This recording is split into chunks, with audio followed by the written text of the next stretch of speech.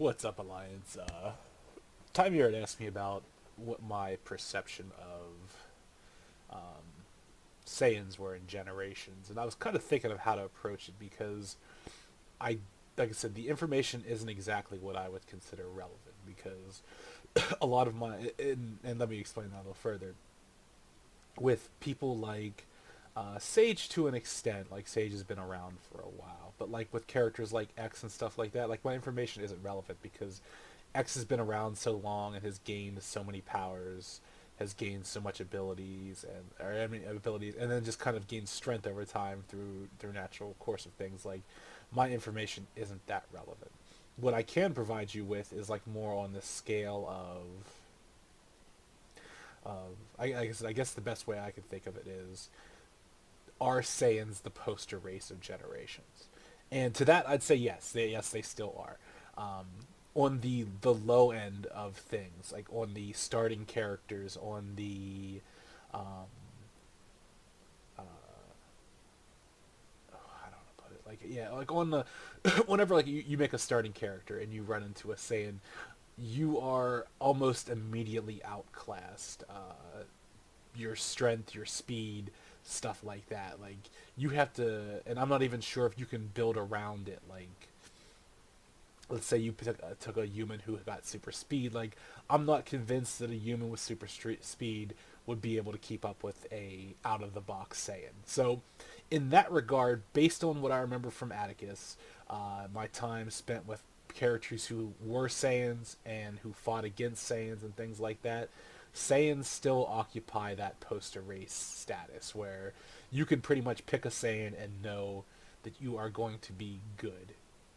You will usually be able to harness your key, fire some blasts, do stuff like that. From what I've gathered, Saiyans might be more everything in Legends, just based on the versatility that exists out there. Like in Legends, this is I don't know, I haven't played yet, but I just know from what I've done in character creation. Like Saiyan versatility is insane. I don't know the extent of Saiyan versatility in Generations. I know the ones I've run into have acted in a more traditional sense, whereas in Legends I got a glimpse that while they can't operate in the traditional sense, like their depth goes much deeper. Um, so where my experience kind of stops is around like the Super Saiyan to Super Saiyan 2 level, and I just don't know that I've run into anyone who was I don't know that I've run into any Super Saiyan 3s.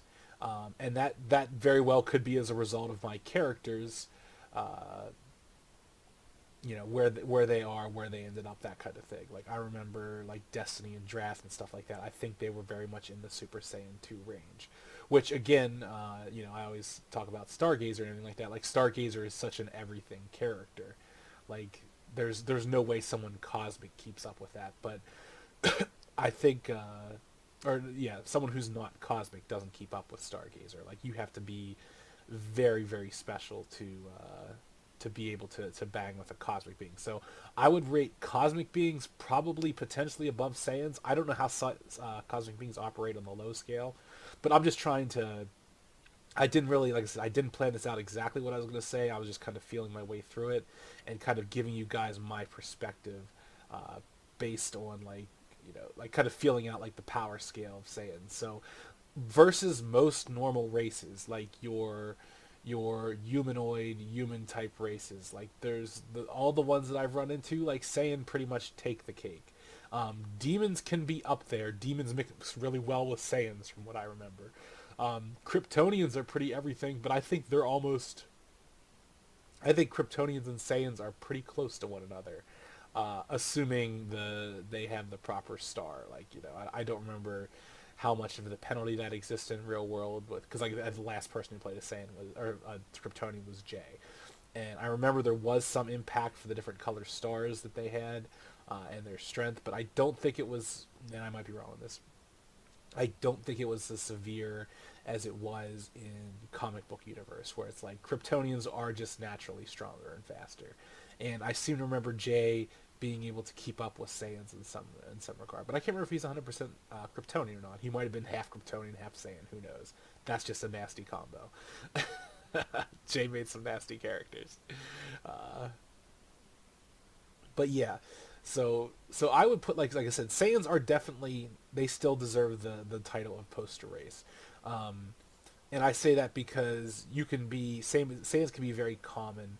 They can, they can be a dime a dozen, but they can still be out of the box powerful. They can be out of the box tough, unless you've got like some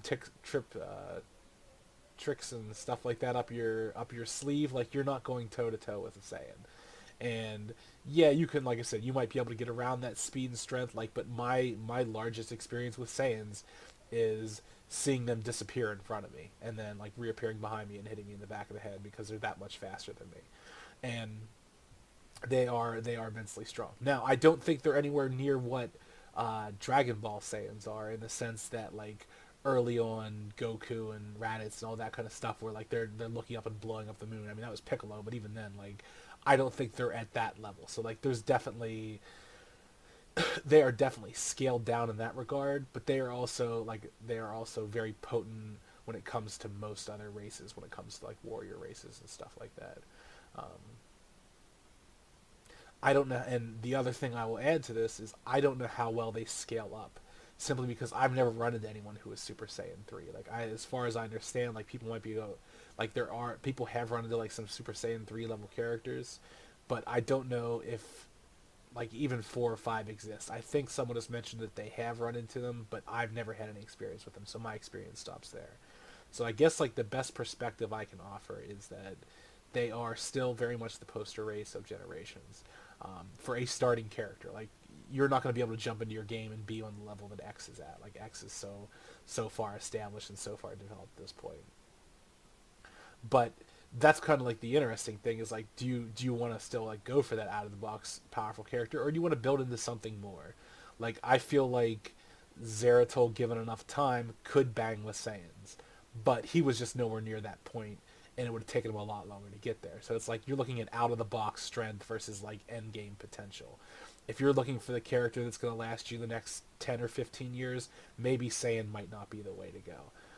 Probably something else, probably something cosmic would probably be the way to go in Generations, as far as I know.